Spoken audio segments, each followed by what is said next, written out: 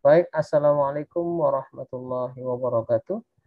Apa kabar adik-adik sekalian? Semoga semuanya dalam keadaan sehat walafiat. Saya mendoakan Anda senantiasa sukses dalam menjalankan berbagai macam aktivitas Anda dan dijaga dari segala satu keburukan yang bisa merusak diri Anda dan masa depan Anda. Baik, adik-adik sekalian, abang-abang, kakak-kakak, mahasiswa yang saya banggakan, kita masuk pada pembelajaran kita berkenaan dengan kesehatan mental bagian normal dan abnormal. Nah, tentu saja ini adalah kelanjutan dari pertemuan kita. Menggambarkan ciri-ciri tingkah laku yang normal atau yang sehat biasanya relatif agak sulit dibandingkan dengan tingkah laku yang tidak normal. Ini disebabkan karena tingkah laku yang normal seringkali kurang mendapatkan perhatian. Hal itu terjadi karena tingkah laku tersebut dianggap wajar. Sedangkan tingkah laku abnormal biasanya lebih mendapatkan perhatian karena biasa dianggap tidak wajar atau aneh atau menyimpang. Nah, pribadi yang normal itu pada umumnya memiliki mental yang sehat. Sedangkan pribadi yang abnormal biasanya juga memiliki mental yang tidak sehat. Nah, saya garis bawahi di situ adalah pribadi yang normal diikuti dengan mental yang sehat.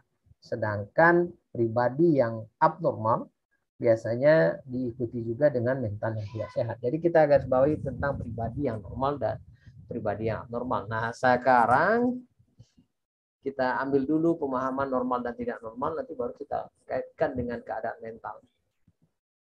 Nah, namun demikian pada hakikatnya konsep mengenai normalitas dan abnormalitas itu sendiri sangat samar-samar batasnya.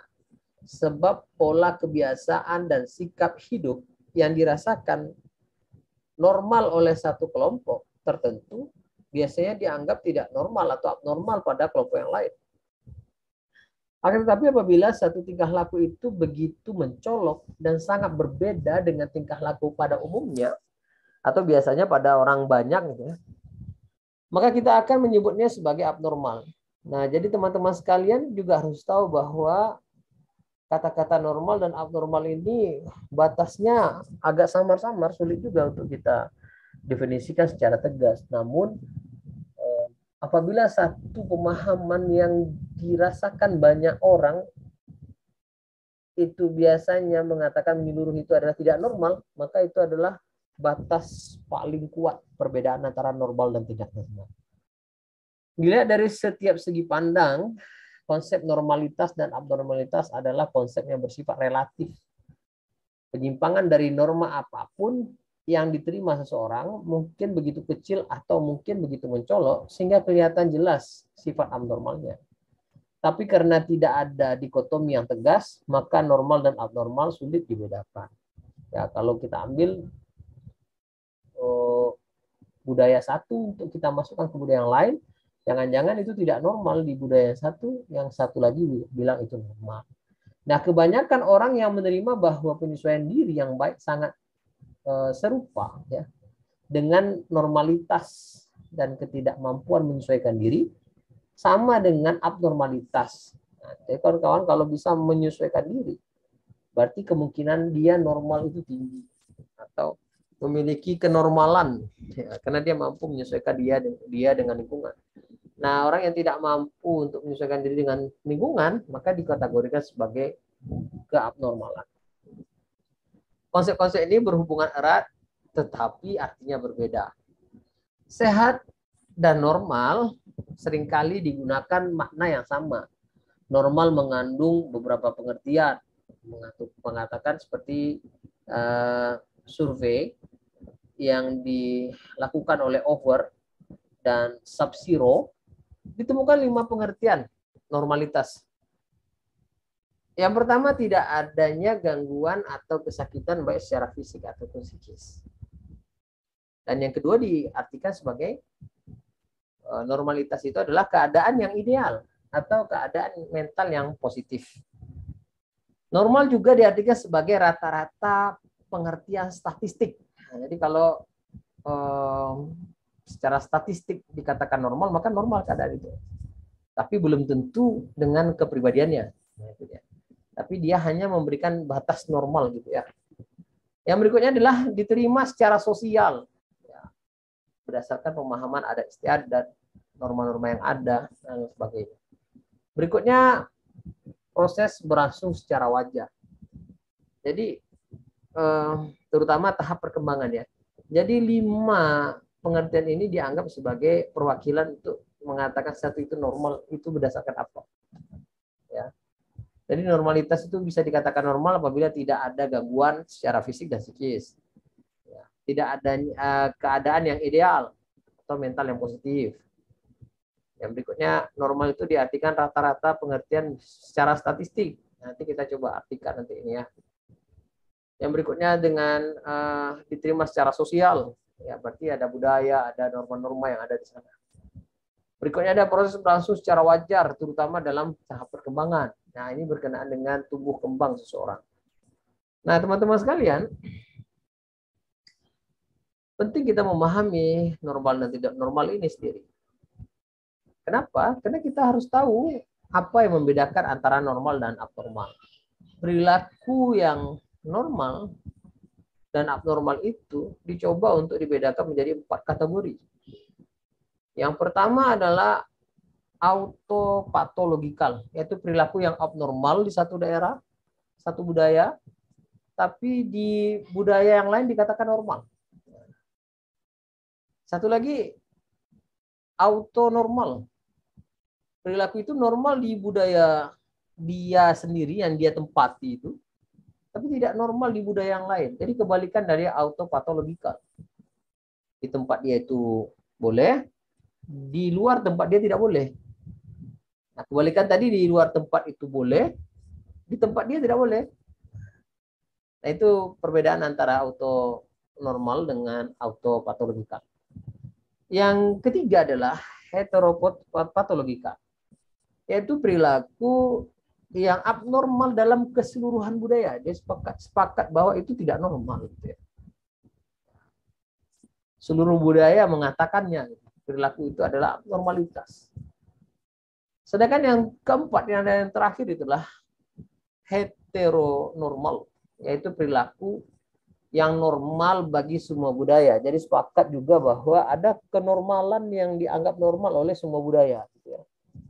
Nah nanti terlepas dari apa itu, Anda bisa melihat pada budaya Anda masing-masing. Jadi ada 4, ada autopatologikal, ada autonormal, ada heteropatologikal, ada heteronormal. Jadi ada 4 jenis kategori dicoba untuk membedakan abnormalitas berdasarkan 4 kategori tersebut. Dan ini kategori berdasarkan budaya. Nah, dari klasifikasi itu sendiri, atau kategori yang tadi, maka istilah normal tidak selalu berarti sehat. Nah, sehat lebih bermakna pengertian khusus, yaitu keadaan yang ideal atau keadaan mental yang positif. Meskipun itu normal, dapat digunakan untuk menyebut istilah sehat, namun tidak selalu dapat tepat digunakan. Belum tentu yang normal itu sehat. Nah, tapi memang sehat itu bermakna sangat ideal. Jadi teman-teman sekalian, kalau dia normal belum tentu sehat. Tapi kalau sehat bisa jadi normal. Normal secara harfiah berarti konfirmitas dengan satu norma atau ukuran. Ciri-ciri individu yang normal itu ciri-ciri pada umumnya berkenaan dengan seseorang yang normal. Itu yang pertama adalah bertingkah laku menurut norma yang sesuai dan yang diakui. Jadi kalau ada orang yang bertingkah laku sesuai dengan norma-norma, pasti dia normal. Yang berikutnya mampu mengelola emosi. Itu adalah orang yang normal. Kalau ada emosinya meledak-ledak, berarti abnormal. Dia sedih malah ketawa, abnormal. Orang yang normal itu kondisinya sama. Kalau diambil dari pemahaman Glasser, itu positioning. Bagaimana posisi emosi dia ketika itu. Ya, kalau marah ya marah. Gitu. Kalau sedih ya sedih. Jadi itu yang menandakan orang itu normal dan tidak normal perbedaannya. Yang berikutnya, yang ketiga, mampu mengaktualkan potensi-potensi yang dimiliki. Jadi kalau kita punya kemampuan, kita bisa memperbaharui, meningkatkan potensi-potensi kita. Tapi kalau ada orang yang stagnan, ya, misalnya hari ini butuh orang pandai di bidang IT, dia nggak bisa, berarti dia tidak normal. Nggak normal. Harusnya sudah pandai di Zoom ini dengan sangat mudah digunakan, atau menggunakan media online ini sudah sangat-sangat mudah, karena Anda hidup di zaman yang sangat mudah. Tapi dia nggak mengikuti, akhirnya dia tidak normal. Dia manusia klasikal. Gitu ya. Maka orang yang begitu adalah tidak normal dipandang dari segi pemahaman kekinian. Ya. IT dipandang dari pemahaman perkembangan zaman dan lain sebagainya. Yang keempat, mengikuti kebiasaan-kebiasaan sosial. Nah ini lebih pada adaptasi ya, adiktif ya. Bagaimana kita melakukan adaptasi yang tepat pada tempat-tempat yang kita duduki. Misalnya teman-teman dari Malaysia nih, dia datang ke Indonesia, belajar di jurusan BKI, tapi dia nggak belajar bahasa Indonesia, maka dalam kategorinya dia tidak mengikuti kebiasaan sosial sana. Kebiasaan sosial kita itu menggunakan bahasa Indonesia. Atau makanan, ya orang Jawa datang ke Minang gitu ya, Sumatera Barat. Kalau dia tidak mengikuti kebiasaan orang sana untuk makan pedas, maka dia akan kesulitan untuk berkembang. Nah, ketika itulah dia menjadi abnormal. Ya. Dan pasti akan ada gangguan pada diri dia, yaitu tidak tahan, tidak kerasan, tidak merasa nyaman, dan sebagainya. Maka kita nggak boleh bawa ukuran kita sama untuk semua ukuran. Nggak boleh.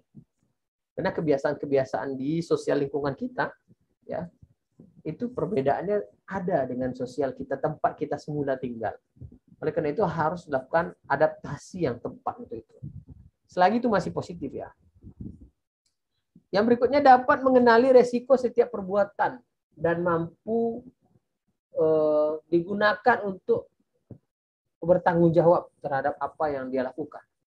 Jadi dia dapat mengenali setiap yang dia lakukan itu apa resikonya. Maka orang yang sehat itu sebelum dia berbicara, ini kata sehat ya, bukan hanya normal.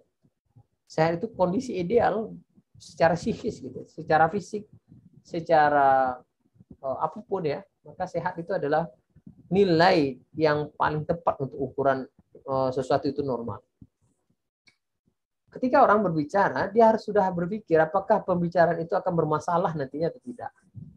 Nah, proses berpikir sebelum berbicara itu adalah kondisi mental. Orang yang kondisi mentalnya baik, dia akan berbicara sesuatu yang baik dari mulutnya, hasil berpikir yang baik. Dari kondisi mental yang baik. Namun orang yang punya masalah kejiwaan, dia akan sulit untuk melakukan proses berpikir. Maka dia akan berbicara dengan tidak terkontrol. Nah, dari proses kita berbicara itu sendiri bukan hal yang mudah gitu ya. Saya contohkan teman-teman ketika mempresentasikan makalah gitu ya di depan orang banyak gitu. Itu akan berbeda ketika Anda hanya menyampaikan di depan kaca, itu beda. Karena Anda akan ada perbedaan kondisi psikis ketika itu. Nah, ada permasalahan di bidang mental kita ketika kita melihat banyak orang gitu ya. Nah, ketika kita melihat banyak orang, maka ada tekanan mental dalam diri kita dan proses berpikir pun menjadi mandek kalau seandainya dia punya gangguan dalam diri. Nah, kenapa? Karena dia takut nanti pembicaraannya akan bermasalah atau lain sebagainya. Atau jangan-jangan dia tidak begitu, dia justru berbicara sembarangan gitu ya. Yang akhirnya justru akan bermasalah bagi dia. Jadi dua-dua hal ini, takut juga bermasalah, sembarangan juga bermasalah. Artinya apa yang harus kita lakukan itu ada pada tahap di tengah-tengah. Kita sudah tahu itu apa yang kita omongkan itu tepat atau tidak. Maka agama Islam mengajarkan apabila kita tidak tahu, tidak mengerti, tidak paham, lebih baik diam. Nah, kalau seandainya berbicara itu lebih baik, maka bicaralah. Tapi kalau seandainya diam itu lebih baik, maka diamlah. Nah, itu nanti banyak contohnya. Yang berikutnya adalah mampu menunda keinginan sesaat untuk mencapai tujuan jangka panjang. Orang yang sehat mentalnya dicirikan, ini bukan hanya normal ya, tapi sehat, adalah orang yang mampu menunda kesenangan sementara. Pakai narkoba itu menyenangkan. Tapi kalau seandainya narkoba itu dipakai, hidup Anda akan rusak selamanya. Maka orang yang sehat mentalnya pasti tidak akan pakai ini. Sedih Anda itu memang menyakitkan, tapi Anda akan selalu memikirkan kesedihan itu, maka itu tidak normal. Ya, orang yang normal itu tidak sedih selamanya, pasti ada masa tidak sedihnya. Jadi bagaimana kita menunda keinginan sesaat? Ini uang bisa digunakan untuk belanja gitu ya. Ini uang bisa digunakan untuk mengikuti kegiatan yang bisa menaikkan kemampuan. Mana yang kita gunakan? Yang gunakan untuk belanja atau untuk mengikuti berbagai macam kegiatan yang bisa meningkatkan kemampuan kita. Maka kalau seandainya kita pilih belanja, berarti ini habis hari ini. Tapi kalau kita pilih satu lagi ini, misalnya untuk beli buku, untuk mengikuti kegiatan-kegiatan yang positif yang lainnya, maka ini adalah jangka panjang yang besok akan menjadi investasi untuk masa depan Anda. Anda akan dibayar oleh diri Anda di masa lalu. Kalau masa lalu Anda itu tidak mengorbankan waktu Anda sebaik mungkin untuk masa depan, maka masa depan Anda akan mengorbankan diri Anda. Maka tundalah kenikmatan sesaat. Tunda itu. Tak perlu dikhawatirkan. Memang akan tidak enak, cuma orang normal atau orang yang sehat mentalnya adalah orang yang bisa melakukan itu. Sedangkan yang tidak bisa. Saya contohkan lagi ketika orang makin narkoba nih. Saya mau sembuh misalnya dari pemakaian narkoba misalnya. Contohnya dia ini pemakai. Saya mau sembuh deh. Oke. Di saat dia mau sembuh, dia akan menghadapi masalah yaitu keinginan memakai kembali. Dia bisa sakau, dia bisa relapse. Tapi kalau dia mampu menunda itu, artinya dia rela berkorban untuk tidak makai, gitu ya. Sampai tubuhnya menyatakan siap, ya. Jadi tubuh kita itu akan mampu beradaptasi dengan keadaan. Sama ketika Anda merokok, ya. Merokok awal-awal ya, siapapun perokok yang awal-awalnya bilang rokok itu enak itu nggak mungkin. Perokok awal-awal yang perokok awal gitu ya, yang pemula, itu akan mengatakan rokok itu pahit pasti batuk gitu ya. Tidak ada yang langsung menyatakan nikmatnya rokok itu, nggak ada. Sampai tubuhnya mendapatkan kesenangan. Nah itu, jadi kalau seandainya mau dirubah, berarti dia harus menunda itu sampai tubuhnya menyatakan dia tidak lagi butuh itu, sehingga dia beradaptasi dengan kebutuhan baru. Nah, dia tidak lagi pakai itu. Ya untuk masa depan Anda dan lain sebagainya. Anda bisa berkembang itu ya. Berikutnya mampu belajar dari pengalaman. Ini satu hal yang penting teman-teman sekalian ya. Ketika Anda belajar dari pengalaman, itu adalah guru yang begitu baik, sekaligus guru yang kurang ajar. Pengalaman bisa menghancurkan Anda, tapi pengalaman juga bisa membuat Anda berhasil. Kalau pengalaman Anda mengajarkan Anda berhasil, berarti Anda menjadikan pengalaman sebagai guru dalam hidup. Sehingga tidak melakukan kesalahan yang sama, atau mampu mengatasi masalah yang dihadapi seperti itu, atau tidak menganggap itu sebagai masalah sehingga Anda bisa berkembang. Tapi menjadi kurang ajar pengalaman itu apabila kita tidak belajar dari pengalaman itu. Justru pengalaman tadi mengajarkan kita untuk negatif. Misalnya ada satu laki-laki berkencan dengan satu perempuan, lalu mereka melakukan status ya, ada hubungan status pacaran misalnya, lalu putus. Nah pengalaman dari perempuan terhadap laki-laki itu akan berbeda. Pengalaman laki-laki terhadap perempuan, si perempuan akan mengatakan laki-laki jahat, si laki-laki akan mengatakan oh perempuan itu lemah. Nah, jadi dan sebagainya. Nah yang perempuan mengatakan laki-laki jahat akan melakukan generalisasi. Nah, dari pengalaman tadi mengajarkan dia untuk jadi memahami bahwa semua laki-laki jahat. Nah, itu kan salah. Harusnya tidak. Yang jahat cuma dia sendiri, yang lain belum tentu jahat. Jadi begitu kira-kira. Bagaimana mental kita memahami satu keadaan. Mampu kita belajar atau tidak. Yang berikutnya, mental yang sehat itu atau yang normal itu adalah biasanya gembira. Ya. punya kegembiraan, punya kesenangan dalam dirinya. Kalau dia tidak demikian, maka dia dikategorikan tidak sehat. Sebenarnya ada banyak sekali untuk menyatakan bahwa ciri-ciri normal atau tidak normal itu banyak sekali. Saya kemukakan semuanya yang saya ketahui berkenaan dengan ciri-ciri itu. Yang berikutnya menurut Harber dan Runyon, ya, bahwa ciri individu yang biasanya dikelompokkan pada kenormalan itu yang pertama adalah sikap terhadap diri sendiri. Mampu menerima diri apa adanya, memiliki identitas diri yang jelas, mampu menilai kelebihan dan kekurangan diri secara realistis. Itu dikategorikan normal. Jadi kalau kita menilai diri kita itu baik, maka kita itu normal biasanya. Dan kita menerima diri kita. Misalnya Anda tidak kurus ya, Anda gemuk ya, kayak saya sendiri gemuk. Tapi Anda tidak menjadikan itu sebagai dasar untuk membuat Anda menjadi minder. Maka Anda normal.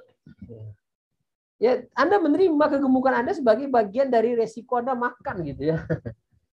Maka Anda realistis ya bahwa Anda itu ya gemuk gitu. Bukan dikenakan gemuk, orang tidak akan berteman dengan Anda.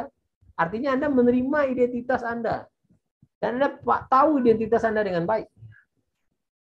Anda tidak menjadi orang lain. Ya, sekarang berapa banyak orang yang nonton film Korea lalu menyukai orang Korea. Salahkah? Ya itu menjadi masalah. Ya. Penuh dengan utopia, ya, penuh dengan khayalan. Ya. Tapi ya begitulah padanya orang sekarang. Jadi kita tidak minta orang itu normal. Ya. Kita pelajari bahwa dengan mereka ada, kita tahu ketidaknormalan dan kenormalan. Boleh Anda suka, boleh, tapi jangan jadikan identitas. Jadi identitas diri Anda menjadi ke barat-baratan, ke Korea-Koreaan, itu K-popers gitu ya, dan lain sebagainya. Yang nantinya akan kehilangan jati diri. Anda nggak tahu siapa Anda. Dan Anda tidak menerima diri Anda yang sekarang. Ya. Akan sibuk nanti dengan mengganti rambut, akan sibuk nanti dengan mengganti makeup, akan sibuk dengan hal-hal yang lain yang bukan pada diri Anda, yang esensinya bukan diri Anda. Yang berikutnya adalah persepsi terhadap realita. Pandangan terhadap hal yang realistis terhadap diri sendiri dan dunia sekitar itu penting untuk tahu ya. Bahwa dengan memandang itu dengan hal yang positif, bahwa dia itu normal. Atau sehat secara mental. Orang yang sehat mental adalah bagaimana persepsinya terhadap realita. Siapa yang tidak sedih ketika kehilangan orang tua? Sedih. Ya. Tapi realita itu harus kita terima. Karena itu bagian dari kehidupan. Setiap yang hidup pasti ada yang meninggal.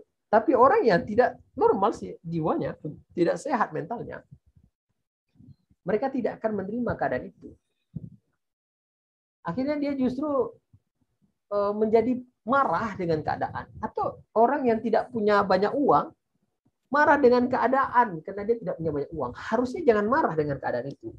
Kita jadikan keadaan itu menjadi alasan untuk membangkitkan diri kita yang lebih baik. Sehingga menerima realita adalah langkah awal untuk mendapatkan diri Anda yang sehat mental. Yang ketiga adalah integrasi. Maksudnya adalah kepribadian yang menyatu dan harmonis. Bebas dari konflik-konflik batin yang mengakibatkan ketidakmampuan dan memiliki toleransi yang baik terhadap stres. Jadi orang yang sehat mentalnya, apabila kepribadiannya harmonis, menyatu, tidak terpecah-pecah. Kenapa ada orang yang menjadi psikopat? Kenapa ada antipati, ada sosiopati? Itu karena ada ketidakharmonisan di dalam kepribadiannya. Ada orang yang punya kepribadian ganda atau apapun lah jenis gangguan-gangguan mental yang ada. Itu semua terjadi ketika kepribadiannya tidak menyatu dan tidak harmonis. Konflik-konflik batin yang ada pada diri dia tidak diselesaikan dengan baik. Tidak bisa diatasi.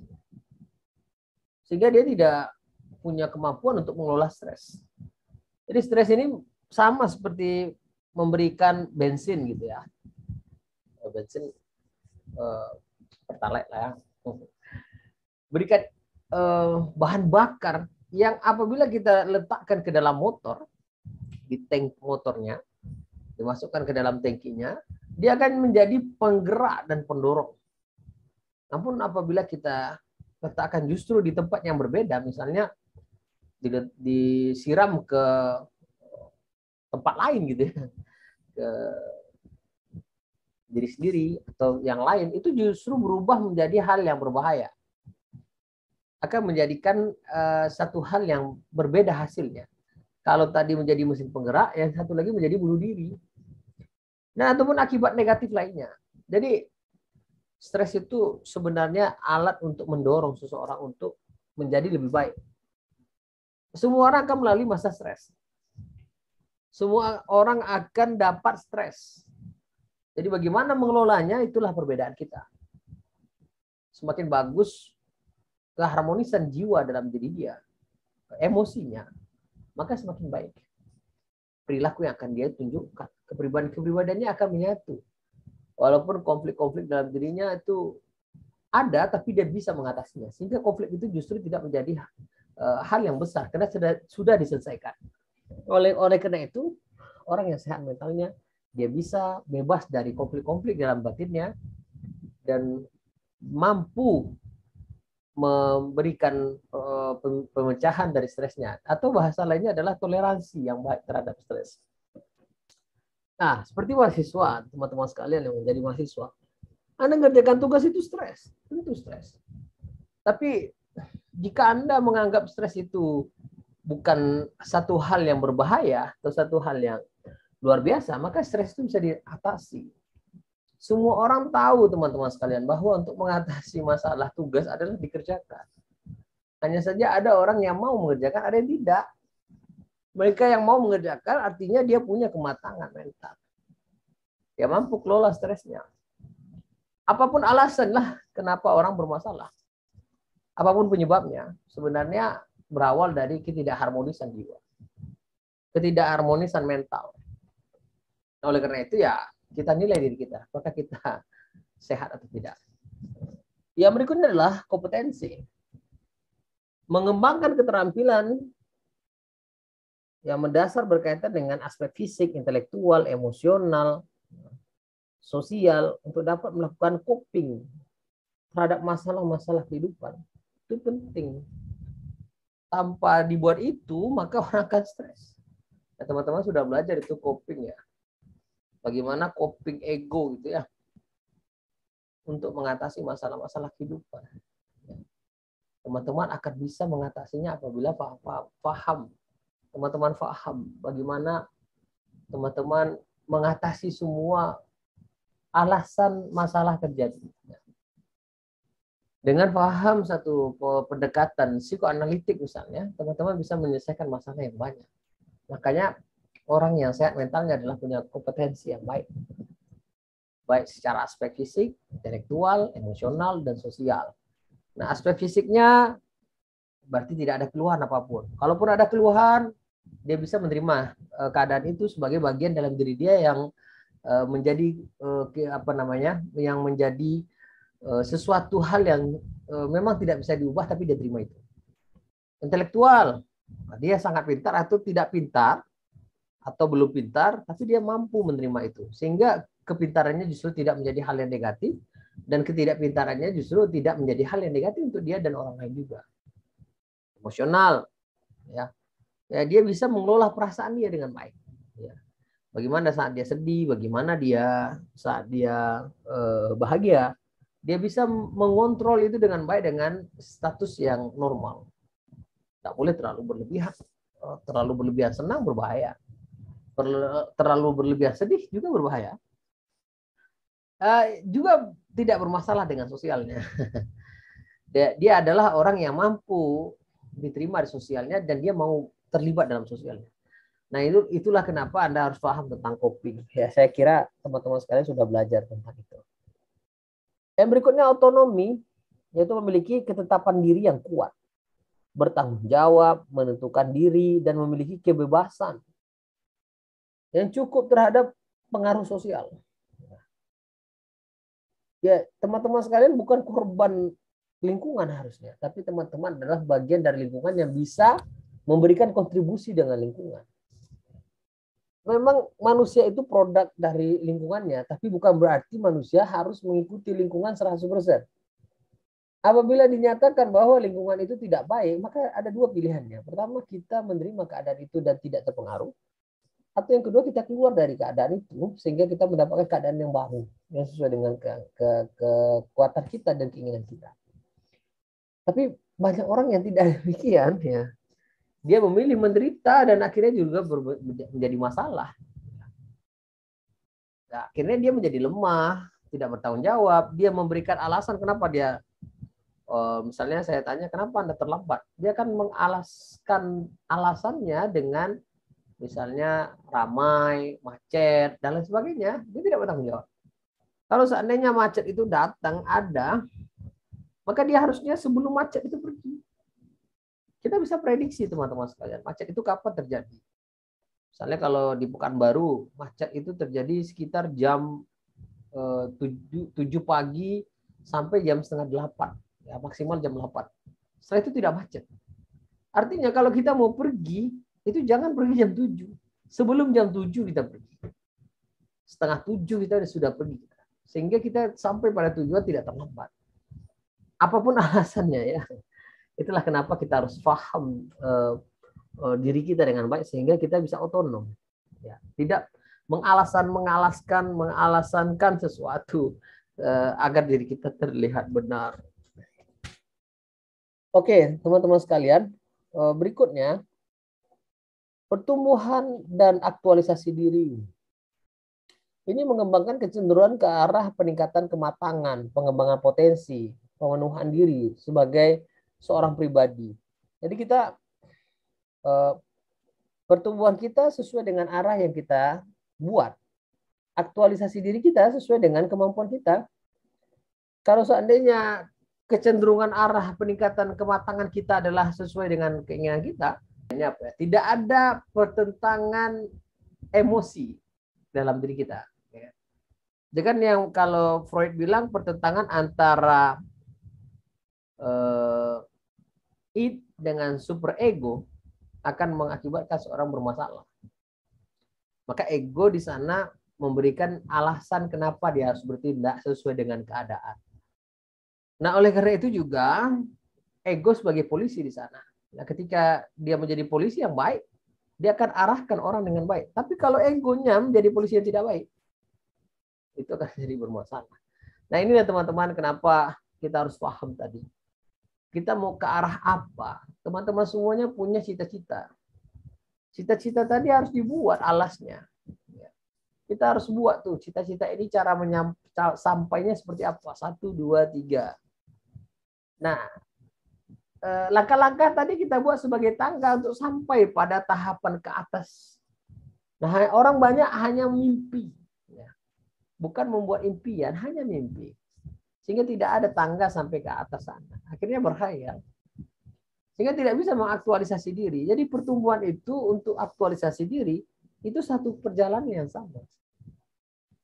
Nih teman-teman mau pandai konseling nih, tapi tak ada alasan untuk bisa konseling. Atau tidak ada sesuatu hal yang membuat skill konseling Anda naik. Mimpi. Untuk mengaktualisasi diri kita, untuk membuktikan kita bagus, itu ada rancangan-rancangan, praktik-praktik yang kita buat. Sehingga kita bisa punya wadah gitu ya, yang bisa membuat kita mampu mempraktekkan kemampuan kita dengan aman dan tepat dan benar.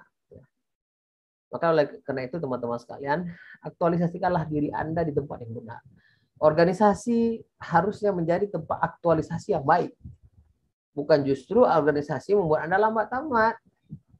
Berarti pertumbuhan Anda terganggu, perkembangan Anda terganggu ya. Nah, teman-teman sekalian harus memilih antara kuliah dengan organisasi. Itu hal yang salah juga. Kuliah organisasi itu adalah hal yang satu. Jadi ada kalau teman-teman yang kuliah lalu organisasi lambat tamat itu bermasalah itu. Mentalnya.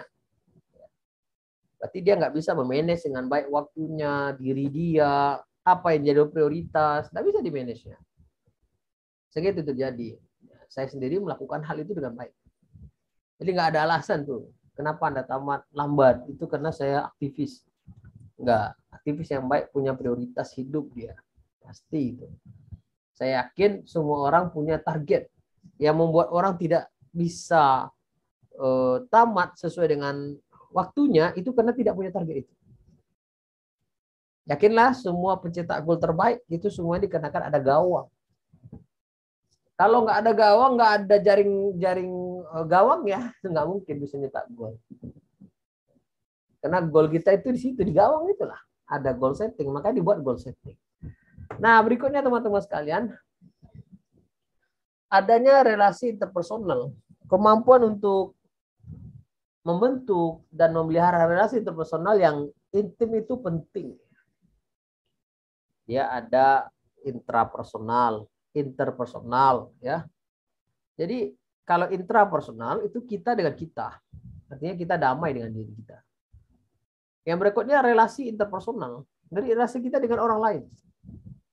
Tidak ada hal yang membuat kita menjadi bermasalah dengan orang itu.